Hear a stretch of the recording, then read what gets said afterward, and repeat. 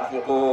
dañ dundale fi sabilillahi ci yoonu yàlla wax la moo xam ne ana maa xam ko ne li ngeen xamadee yan ko du daay jeex rek wa maa indallahi wala waaye la ca yàlla baaxin daay des rek waraahu ta ngeen sàmmoo asalaatu julli fil jamaat ci mbooloo bi taxawatiha ak laab ga de mu ne mukkalaf mu góor nay sàmmoo laab day julli ca mbooloo ma de parce que loolu xayra te deen def lu baax de laalakum ndaxte bu boobaa tukki ko ñu mën a texe de allahumma salli ala sayyidina muhammadin faatihi lima ughliqa wal xaatimi lima sabaqa naasiril haqqi bil haqq wal haadi ila siraatika al-mustaqim wa ala alihi haqqa qadrihi wa miqdaarihi al-aziim inna allaha wa malaa'ikatahu yusalluna ala an-nabi ya ayyuha alladhina amanu sallu alayhi wa sallimu tasliman kathiran subhana rabbika rabbil izzati amma yasifun wa salaamun ala al-mursalin alhamdulillahi rabbil alamin ñu ngi siyaare ñëpp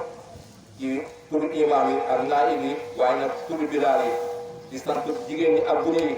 surtout asri ndax xale yi ñu ngi góorgóorlu bu baax a baax a baax ci setal jumaa ji waaye jigéen ñi it ñu ngi taxaw bu baax ci setal jumaa ji ak taxawee ko ñu ngi sant suñuy bilaal ñu ngi sant suñuy naayib ñu ngi sant suñuy imaam waxtaan bi yëpp ñu ngi leen di baal xaq di leen baal wax yeneen ñoo boole baxal parce que am na koy sàkku ñaan joxal boole ko ci ñaanal am na koy sàkku ñaan joxal